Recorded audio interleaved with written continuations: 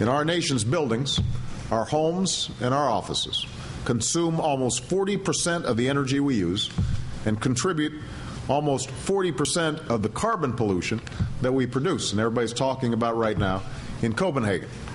Homes built in the first half of the last century can use about 50% more energy than homes that are built today. And because most of our homes and offices aren't energy efficient, much of that energy just goes to waste, while costing our families and businesses money they can't afford to throw away. The simple act of retrofitting these buildings to make them more energy efficient, installing new windows and doors, insulation, roofing, sealing leaks, modernizing heating and cooling equipment, is one of the fastest, easiest, and cheapest things we can do to put Americans back to work while saving money and reducing harmful emissions.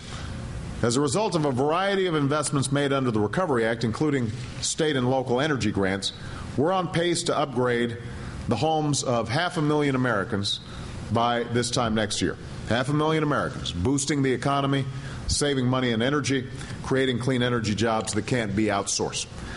But this is an area that has huge potential to grow.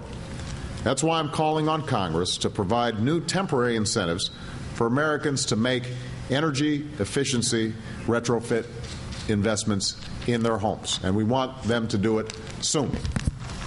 I know the idea may not be very glamorous, although I get really excited about it. We were at the round table and somebody said insulation's not sexy. I disagree.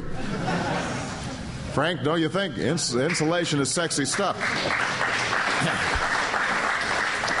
Here's what's sexy about it: saving money.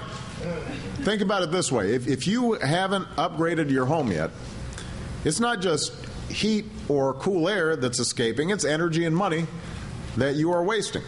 If you saw $20 bills just sort of floating through the window up into the atmosphere, you'd try to figure out how you were going to keep that. But that's exactly what's happening because of the lack of efficiency in our buildings. So what we want to do is create incentives that stimulate consumer spending, because folks buy materials from home improvement stores like this one, which then buys them from manufacturers. It spurs hiring because local contractors and construction workers do the installation. It saves consumers money, perhaps hundreds of dollars off their utility bills each year, and it reduces our energy consumption in the process.